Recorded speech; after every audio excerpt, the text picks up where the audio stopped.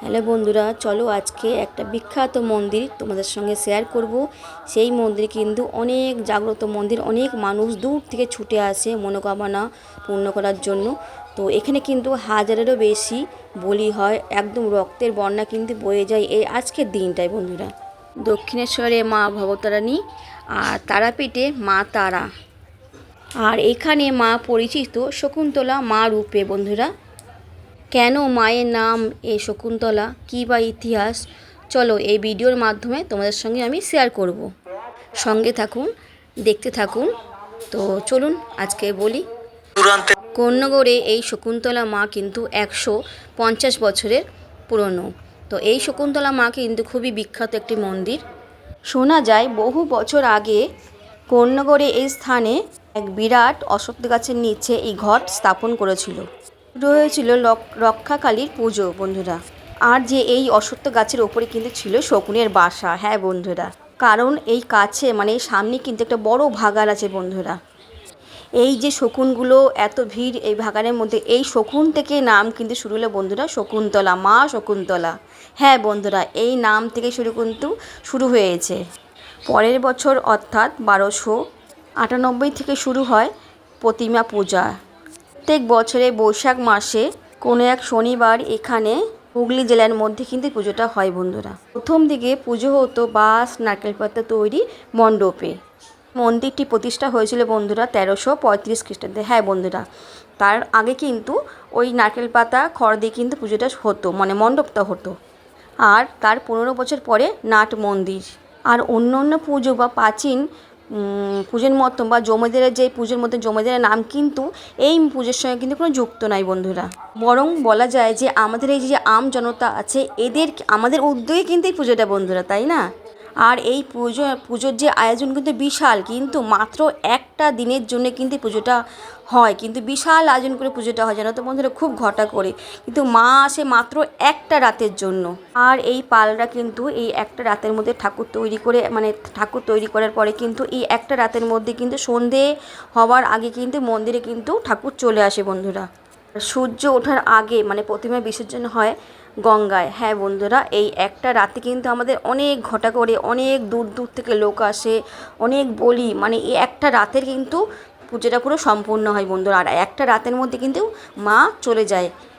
আর যদিও পুজো একটা রাতের জন্য হলেও অনেক ভক্তরা কিন্তু এই গঙ্গা জল হাতে মানে ঘটে করে নিয়ে এসে কিন্তু এই বেদিতে ঢালে। হ্যাঁ বন্ধুরা, এখানে কিন্তু বলিও হয়।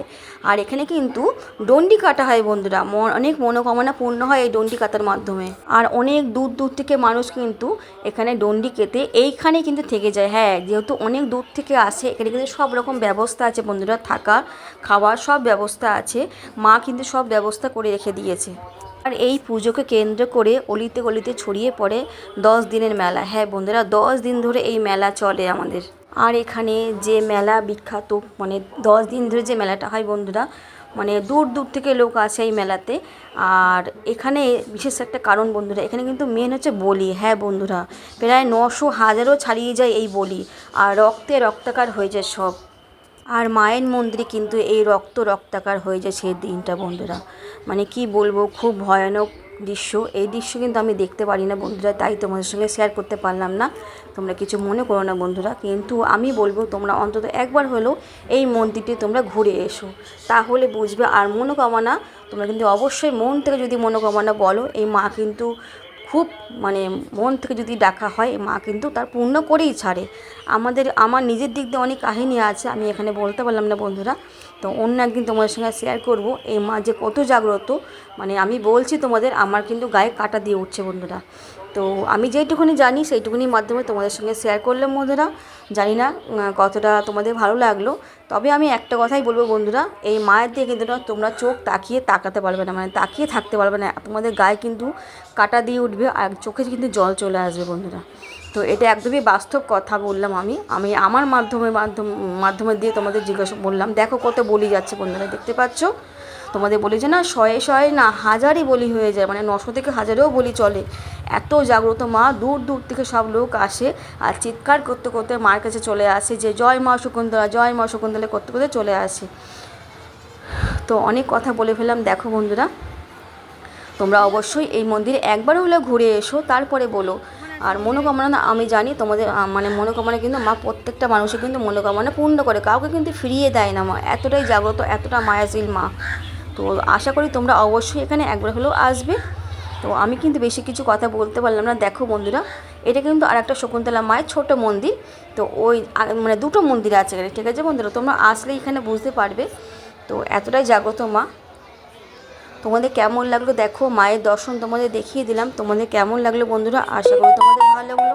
আমিও চাইবো আমার যে মনোকামনা মা পূর্ণ করেছে তোমাদেরও জন্য পূর্ণ করুক। তোমরা অবশ্যই এখানে একবার হলে ঘুরে এসো। তো দেখো কিছু ছবি তোমাদের সঙ্গে তুলে ধরলাম, তোমাদের কেমন লাগলো বন্ধুরা বলবে। আশা করি তোমাদের ভালো লেগেছে। লাইক, কমেন্ট আর শেয়ার করবে। আর অবশ্যই মায়ের নাম করে একটা করে সবাই হাইপ দিয়ে দিও। আর যদি পারো সবাই একটু এই ভিডিওটা একটু শেয়ার করো। আমি কোনো ভিডিও বলি না শেয়ার করতে, তবে এই ভিডিওটা তোমাদের সবাইকে বলবো তোমরা শেয়ার করো, তোমাদের মাধ্যমে যেন 10 জন যেন দেখতে পায় এই ভিডিওটা, সবাই যেন আসে এখানে। তো টাটা বন্ধুরা, ভালো থেকো সবাই, টেক কেয়ার, বাই।